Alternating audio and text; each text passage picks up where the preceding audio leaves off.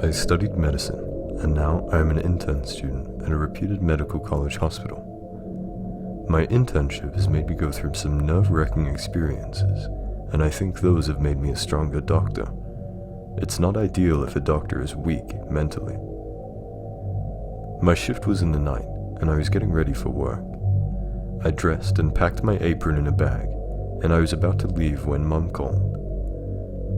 It's her habit to call me at this hour, just before I go to work, and wish me well. She always wanted me to become a good doctor, and I try hard to achieve my goals and fulfill her dream.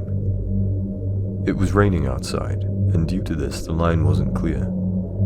She prayed for me over the phone, and as I was in a hurry, I had to cut it short.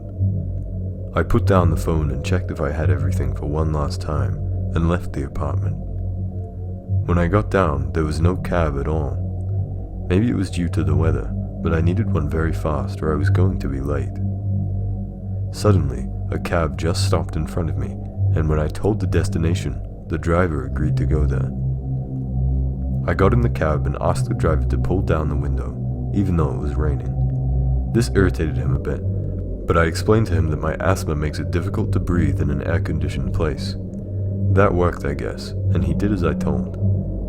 There was an awkward silence in the place, so I tried to break it.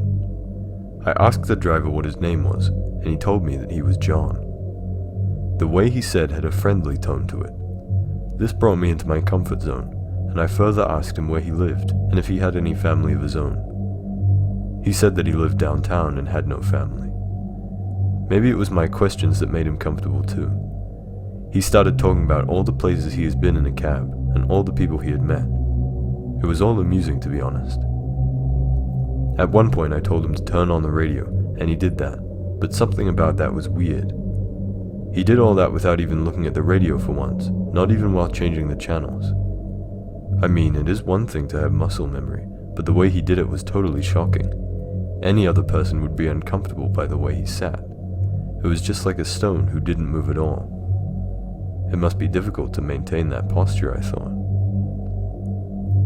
I finally reached the hospital and asked him the fare. He looked back and told me it was $10.15. I took out the money, and just when I was about to tell him to keep the change, I noticed he did not have any eyes. I taught myself to be a strong man, but when I saw that, I could not keep my calm. Everything around me was spinning, and I was having a vertigo. I passed out. The next day I woke up in the hospital. There was a nurse who took my readings and gave me some food and told me to rest. I was going to be discharged the next day, and the nurse told me that I passed out due to stress. I tried to remember what happened, and when it came back to me I started having goosebumps. What I saw could not be true. Certainly a man can't drive a car without his eyes. A doctor came to see me that night, and he had my report file in his hand. He asked me what happened.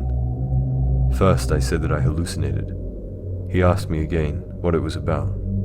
Even though it made me look silly, I told him about the cab driver. The doctor stopped looking at my file and looked at me and asked, "You mean he had no eyes, just like me?" When I looked at his face, I saw the exact man with no eyes in front of me with a grin smile that could penetrate through anyone.